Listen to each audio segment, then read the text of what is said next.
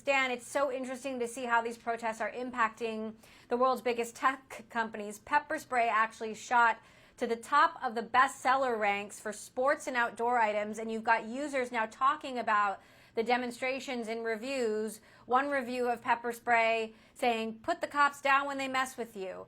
What do you make of all of this? Look, I mean, Amazon finds themselves in the middle of a firestorm because, on one hand, from a delivery perspective, it's about the safety of the drivers, but yet at the same point, they got to make sure the packages get there. But you're seeing rerouting across the board, and when you talk about the pepper spray comment, I think it just shows that a lot of these tech companies, that they find themselves in an uncomfortable situation relative to this backdrop, which is unprecedented. And I think that's something Bezos and Amazon are trying to navigate, I think, by the hour. Meantime, you've got Amazon saying they're going to offer some new family benefits through Care.com to their 650,000 full and part-time employees, in part because of the pandemic, giving every one of them 10 days of subsidized emergency backup child or adult care. What's your take on this? Well, I mean, this is also coming at Amazon with a bit of a black eye coming out of the warehouse situation. And I think when you look at other companies, Microsoft among them, in terms of trying to adjust for this new environment, I mean, daycare and making sure that employees have the opportunity where their children are being taken care of. And it's something where I think Amazon and a lot of other tech companies are adjusting on the fly to the new normal because employees cannot go back to work. Remember, it's 650,000 employees, many of them. And Amazon's, if not one of the leading companies in the world. So they follow by leadership. And I think you're seeing not just Amazon, but you look at Apple, Microsoft, Google, among others, their stances and their moves over the coming days, weeks, months are going to be pivotal in terms of perception, both internally as well as externally. And I think that this was a good move, especially the massive challenges that employees are faced, especially if they have to go to the office. Let's talk about Facebook, because Facebook was getting such high praise for being, the last to go back to work. Zuckerberg out there speaking about working from home.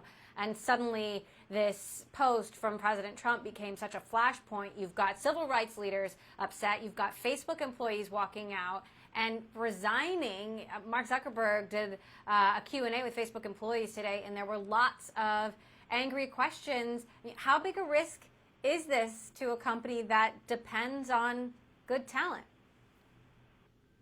Yeah, I mean, when you look at the Dorsey Twitter battle versus Trump, it really put Facebook in the eye of the storm. And ultimately, Zuckerberg took the other side of the coin in terms of how to handle this issue. And, of course, extremely controversial within Facebook as well as externally. And I think this is going to be a storm that Zuckerberg and Facebook need to navigate because what makes Facebook who they are. It's the engineers that goes up and down the elevator every day.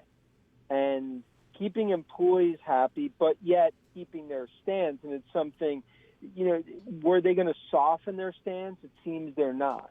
And I think it just comes down to right now, Zuckerberg and Facebook, especially coming out of Cambridge Analytica and everything they dealt with there, I think they're trying to stay away from this tsunami that Twitter is dealing with. And I think they will continue to potentially change their stance, especially as internally this continues to get more and more pushback in a very sensitive time.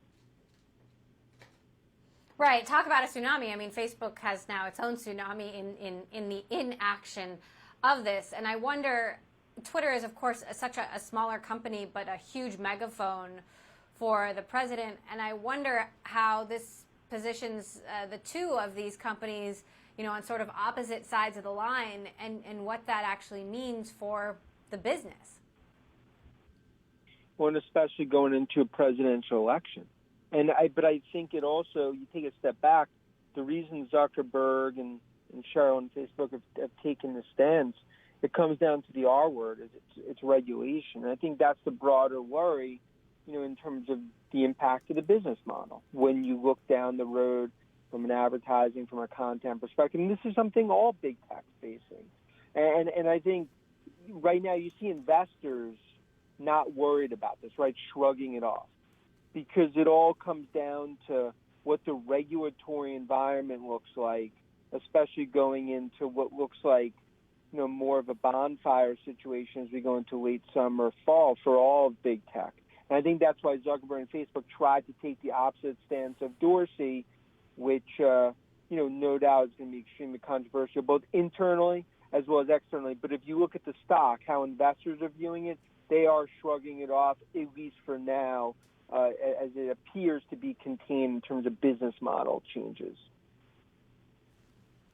Okay, let's talk quickly about smartphone sales. Gartner put out a report that smartphone sales bound to decline 20% this year. Obviously, this impacts so many companies. Gartner saying Huawei was hit the worst, but of course, wondering what this means for Apple, for Samsung. Where do you stand?